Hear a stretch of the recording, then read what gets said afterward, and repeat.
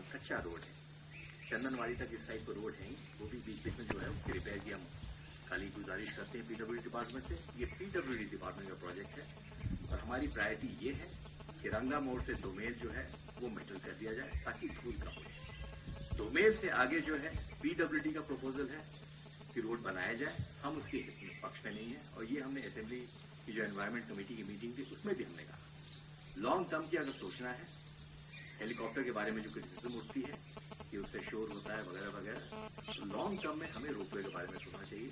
जब गुलमर्ग में है, हर पहाड़ पर स्विट्जरलैंड या फ्रांस में या इटली में जो रोपवे हैं, तो यहां भी हो सकता है। हमने उसी एजेंसी राइट से जिन्होंने गुलमर्ग में काम किया है उनसे रोपवे की प्रोजेक्ट रिपोर्ट बनाई है। मैंने असेंबली की कमेटी को भी बताया कि लॉन्ग टर्म में हमें इसी पर सोचना पड़ेगा और गवर्नमेंट से हमने परमिशन मांगी है।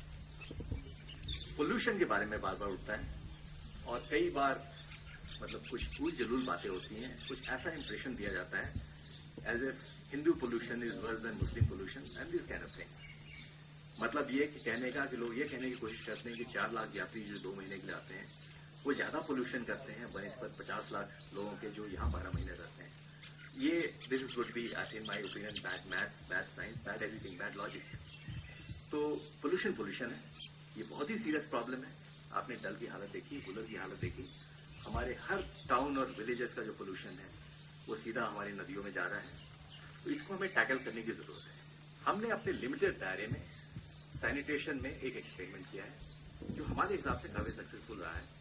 और ये इनफैक्ट इस टाइप की अगर आप टेम्पररी टॉयलेट्स कहीं लगाने की जरूरत हो तो ये सिस्टम लगभग मॉडल है, मैं कहूंगा। जो टेक्नोलॉजी लाई है हमने, जो जापानीज टेक्नोलॉजी, जो पाउडर वगैरह जो यूज करते हैं और जो इससे कॉम्पोस्ट सारा सीवेज बन जाता है, जो हमारी कोशिश होती है कि ये बिल्कुल जीरो डिस्चार्ज टॉयलेट्स हो, पानी जाए, पानी से बाहर निकले नहीं, ये वहीं पर जल्द होके कंपोस्ट बन जाए। ये एक्सपेरिमेंट सक्सेसफुल रहा है। नुनवन में आपको पता होगा विलेजर्स जो थे अपने ट्रैक्टर्स लेके आए और सारा हमारा कंपोस्ट यात्रा शुरू होने के पहले ले गए थे।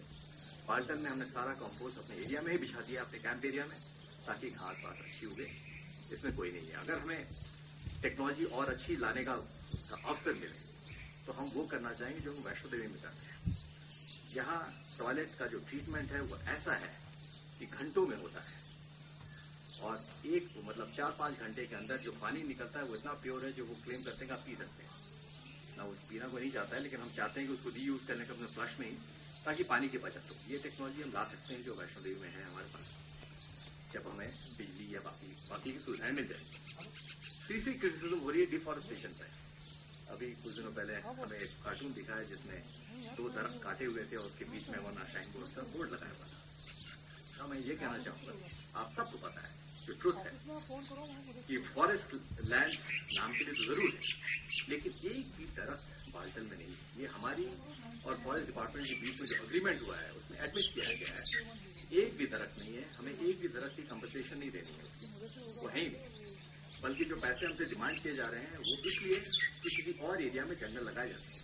ये भी पॉइंट असेंबली की कमेटी में आया था जब 9 तारीख को हमारी मीटिंग हुई थी और उसमें एक हाइपोथेटिकल क्वेश्चन पूछा गया था कि ये जो जमीन है इसमें अगर पेड़ लगाया जाए तो कितने पेड़ लग सकते हैं। और किसी फॉरेस्ट के सीनियर अफसर ने कहा कि वो 1 लाख पेड़ लग सकते हैं। और हमने उनको सुझाव दिया कि जब आप 2.5 करोड़ हमसे ले रहे हैं तो 2.5 करोड़ में 1 लाख पेड़ वहीं लगवा दें। उसके बाद वो पता चला कि टेक्निकल प्रॉब्लम है, वो वहां पेड़ लगा ही नहीं सकते हैं, ये एवालांच प्रोन एरिया है। तो जो ये बात बार बार उठती है, मैं उम्मीद करता हूं कि आप हमसे क्लैरिफाई करेंगे कि पेड़ कोई यात्री पेड़ नहीं काटता है, उनके पास टाइम नहीं होता कि पेड़ काटें। जो पेड़ काटने वाले लोग हैं वो अमीर लोग हैं, ठीक है, जो यहाँ रहते हैं, जिनको पेड़ काट के अपना घर बनाना है।